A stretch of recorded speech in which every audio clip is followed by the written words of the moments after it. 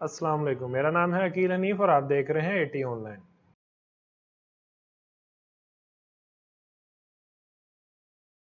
आज हमने बात करनी है गिट पे। गिट क्या चीज़ है, किस लिए ये इस्तेमाल होता है और हम इससे किस तरह फ़ायदा ले सकते हैं। सबसे पहले मैं क्लियर कर दूं, गिट और गिट हब दोनों अलग अलग चीज़ें हैं। गिट जो है ये वर्जन कंट्रोल सिस्टम के लिए एक सॉफ्टवेयर है, एक टूल है। ये कमांड लाइन टूल है। ये यानी आप कमांड टाइप करते हैं, सीएमडी में कमांड लिखते हैं तो उससे ये वर्किंग करता है। लेकिन गिट हब जो है वो इसकी रिपोजिटरी है। अगर आप गिट हब को सर्च करें तो ये रिपोजिटरीज आप क्रिएट करते हैं। ये समझ लें क्लाउड सिस्टम है आपके लिए, आप वहाँ पे अपनी रिपोजिटरीज को होस्ट कर सकते हैं। रिपोजिटरी आपके प्रोजेक्ट को रिपोजिटरी ही कहते हैं। तो आप उसमें कुछ भी रख सकते हैं। आप सिंपल एक फोल्डर है वो भी आप होस्ट कर सकते हैं। तो गिट हब यूज़ होता है उसको होस्ट करने के लिए, ऑनलाइन रखने के लिए, और गिट जब के एक टूल है। और भी टूल है लेकिन जो मोस्ट पॉपुलर है वो गिट टूल है। यहाँ पे हम कंपैरिजन में भी देख सकते हैं। अगर आप सिंपली सर्च करेंगे, गिट जो है वो एक वर्जन कंट्रोल सिस्टम है, जबकि गिट हब जो है वो क्लाउड बेस्ड होस्टिंग सर्विस है। अब इसका जो बेस्ट टूल है जो इसके साथ वर्क करने के लिए वो है हमारे पास गिट हब डेस्कटॉप डाउनलोड। ये आप यहाँ पे सर्च करें, इस सॉफ्टवेयर को आप डाउनलोड कर लें। यहाँ पे सिंपल आपको ऑप्शन मिल जाएगी अपने ऑपरेटिंग सिस्टम के लिहाज से, आप वन क्लिक इसको डाउनलोड कर सकते हैं। डाउनलोड करने के बाद हम इसे इंस्टॉल करेंगे। इसके लिए आपको गिटहब का अकाउंट भी चाहिए होगा। गिटहब पे आप अकाउंट बना लें ताकि आप अपनी रिपोजिटरीज को वहाँ पे सेव कर सकें। अब यहाँ पे क्वेश्चन है कि ये क्यों ज़रूरी है अकाउंट का, हमने क्या करना होता है, इससे क्या फ़ायदा है। जब आपने टीम में काम करना होता है तो एक से ज़्यादा लोग ज़ाहिर है उस पर काम कर रहे होते हैं। तो आप कोड को कोलैबोरेट कैसे करेंगे, उसको मर्ज कैसे करेंगे। अगर एक जो डेवलपर है वो एक मॉड्यूल पे काम करता है, दूसरा डेवलपर दूसरे मॉड्यूल पे काम करता है, लेकिन एट द एंड तो आपको एक पूरी एप्लीकेशन चाहिए। तो वो मर्ज कैसे करेंगे। एक तरीकाकार तो ये है कि वो पूरे कोड को कॉपी करें और एक जगह पे पेस्ट कर दें तो उससे हो जाएगा। लेकिन जब आपने चेंजेस करनी है उसके अंदर तो फिर आप किस तरह उससे मर्ज कर सकते हैं। चेंजेस एक लाइन की भी हो सकती हैं और पूरी फाइल की भी हो सकती है, नई फाइल भी हो सकती है। तो उसके लिए ये बेस्ट वे है। गिट क्या करता है, उन चेंजेस को लॉग करता है, उन चेंजेस को देखता है, उन्हीं फाइल को सिलेक्ट करता है, फिर आप उसे कमिट कर सकते हैं। कमिट करने से क्या होगा, वो लोकली आपकी आप एक मैसेज देते हैं कमिट पे, वो लोकली सेव हो जाता है। उसके बाद आप उसे पुश कर देते हैं। पुश करने से वो सर्वर पे चला जाता है, यानी गिट हब पे चला जाएगा। अगर आप गिट हब यूज़ कर रहे हैं तो गिट हब पे चला जाएगा, वहाँ पे होस्ट हो जाएगा। आप कहीं से भी उसे एक्सेस कर सकते हैं दोबारा से। आप दूसरी मशीन पे उसको भी लेके जा सकते हैं और दूसरे डेवलपर के साथ भी उसको शेयर कर सकते हैं। सिम इसमें कई एक चीज़ें हैं, मैं स्टेप बाय स्टेप उन सबको देखता हूँ, बताता हूँ आपको। आपने इसको डाउनलोड कर लिया। डाउनलोड करने के बाद आपने इसको इंस्टॉल करना है और गिट हब अकाउंट के साथ लिंक करना है। गिट हब अकाउंट आपने सिंपली, अब गिट पे जाएं, git login, GitHub login पे अगर आप जाते हैं, यहाँ पे सर्च करने से तो आपको साइन इन करने की ऑप्शन मिल जाएगी। अगर आपका पहले से अकाउंट है, नहीं है तो आप यहाँ से क्रिएट कर सकते हैं। क्रिएट करने के लिए आपको ईमेल चाहिए होगी, आप कोई भी ईमेल लगा सकते हैं। आपकी पहले से जो जीमेल मौजूद है आप वो यहाँ पे यूज़ कर सकते हैं। उसके बाद आप इसको एक पासवर्ड देंगे। पासवर्ड के बाद आपने एक इसको यूज़र नेम देना होता है ताकि आप एक सिंपल यूज़र नेम से भी एक्सेस कर सकें अगर आप ईमेल पूरी नहीं भी लिखना चाहते। तो यहाँ पे अगर आप इसको ईमेल देते हैं,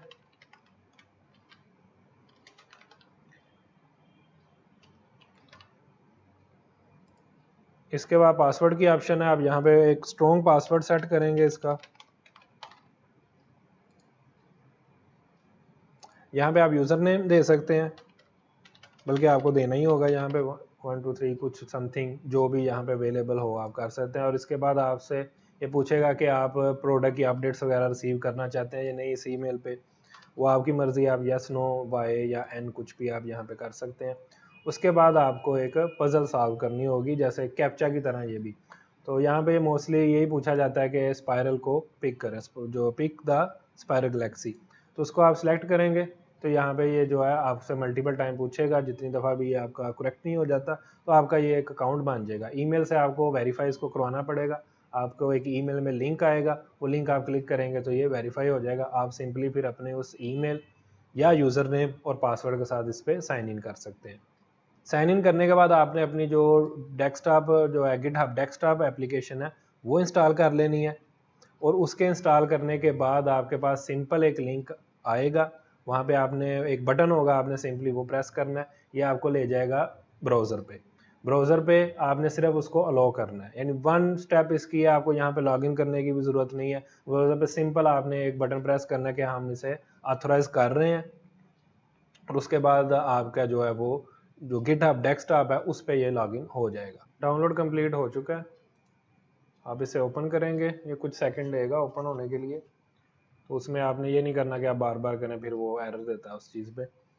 तो आप थोड़ा वेट करें, इसको ओपन करने के बाद ये स्क्रीन आपके सामने आ जाएगी, और इसके बाद ये इंस्टॉल हो जाएगा और आपसे सिर्फ लॉगिन के लिए रिक्वायर करेगा कि आप इसको गिटहब पे लॉगिन कर लें।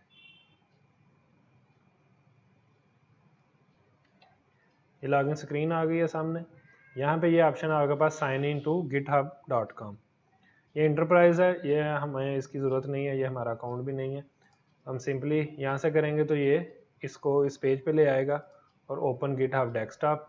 तो आपका अगर पहले से लॉगिन होगा वहाँ पर तो आपका यहाँ पे आ जाएगा, अगर पहले से लॉगिन नहीं होता तो आपको लॉगिन करना पड़ेगा वहाँ पे।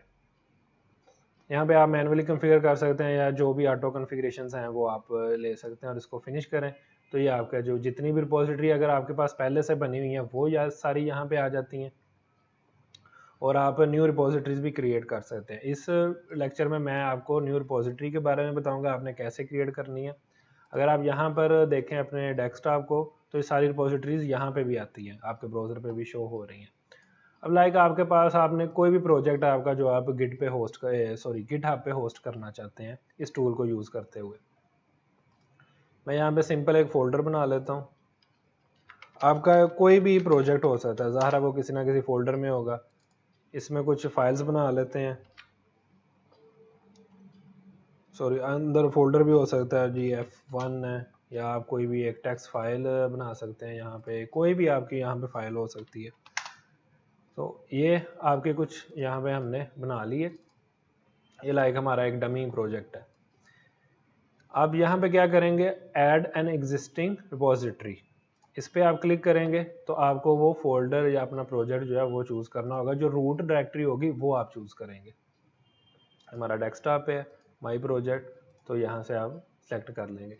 ये ऑप्शन देगा कि ये कोई गिट रिपोजिटरी नहीं है, तो इसको आपको गिट रिपोजिटरी बनाना होगा। तो यहाँ पे आप सिंपल क्लिक करें, आपसे कोई पूछेगा कि आपका प्रोजेक्ट कौन सा है, गिट इग्नोर उसमें ऐड करनी है। गिट इग्नोर का मतलब ये होता है कि हमें सिर्फ कंसर्न होता है सोर्स फाइल से, बिल्ड फाइल जितनी भी होती हैं वो हम ऐड नहीं करते प्रोजेक्ट की। और कुछ और ऐसी फाइल होती हैं लाइक आप लारावेल में काम करो तो कंपोजर के साथ काम कर रहे हो तो उसमें भी वेंडर का एक फोल्डर होता है, वो आप ऐड नहीं करते, वो जीबीज में चला जाता है उसका जो है तो साइज जो है। तो इसलिए करना क्या होता है कि हम उन फाइल्स को इग्नोर कर देते हैं। बाय डिफ़ॉल्ट गिट के अंदर ऑप्शन होती है कि आपका जिस टाइप का प्रोजेक्ट है आप उस यहाँ पे सिलेक्ट कर लो, वो खुद से गिट इग्नोर फाइल एक बना देता है जिसमें उस फाइल के अंदर ही लिखा होता है कि कौन कौन से फोल्डर्स को इग्नोर करना है।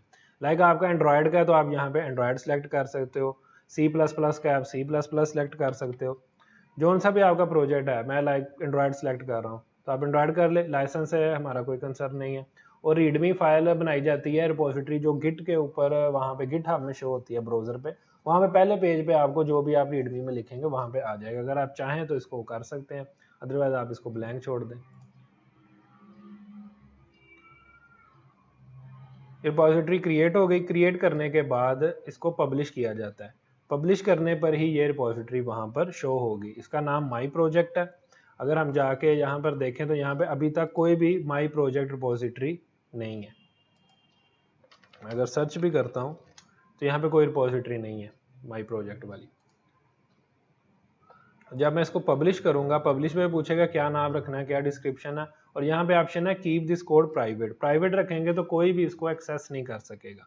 अगर आप इसे पब्लिक कर देंगे तो कोई भी आपके जो यूजर नेम से गिटहब पे सर्च करके आपकी जितनी भी पब्लिक रिपोजिटरीज हैं उनको देख सकता है, उनको क्लोन कर सकता है, उसका सारा कोड देख सकता है। तो अगर तो आप पब्लिकली शेयर करना चाहते हैं जैसे मुख्तलिफ लाइब्रेरीज होती हैं तो आप इसे पब्लिक कर लें, अदरवाइज आप इसको कीप प्राइवेट रखें।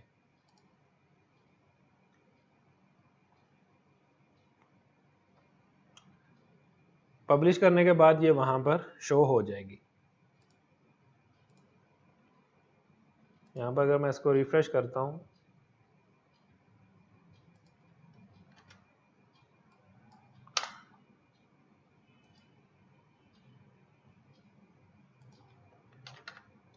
ये आ गया my project, my dash project, space नहीं है तो ये आ गया। और जो भी मैंने फोल्डर्स और जो कुछ भी मैंने वहाँ पे रखा था वो यहाँ पे शो हो जाएगा।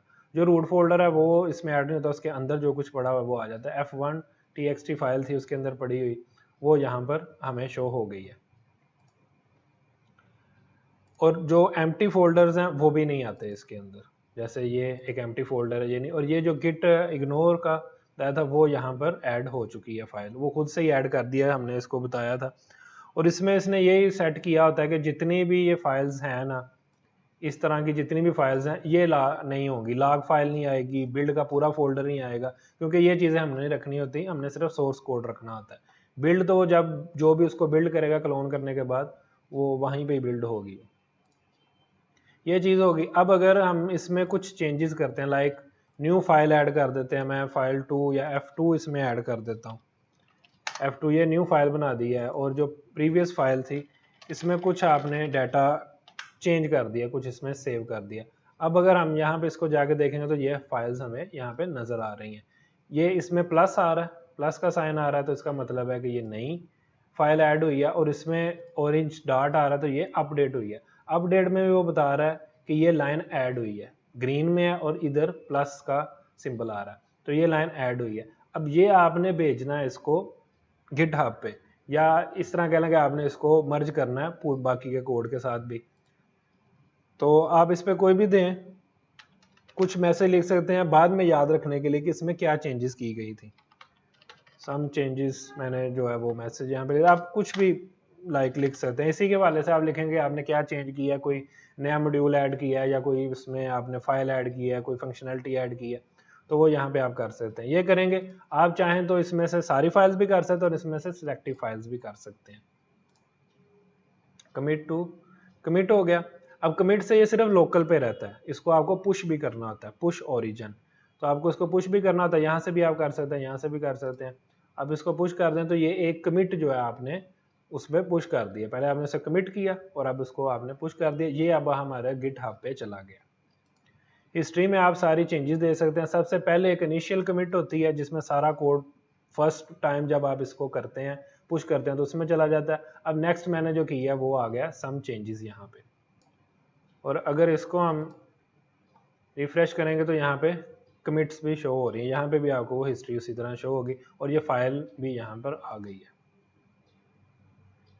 ये यहाँ पे चेंजेस आ गए। तो इस तरह आप अपना कोड यहाँ पे रख सकते हैं। अगर आपकी मशीन को कुछ हो जाता है या कोई भी प्रॉब्लम है आप दोबारा से कोड यहाँ पर ले सकते हैं। अब ये तो वन वे हो गया कि एक पर्सन है उसने किस तरह से अपना अकाउंट बनाने के बाद चेंजेस जो हैं वो कमिट करनी है या सबसे पहले कैसे रिपोजिटरी ऐड करनी है।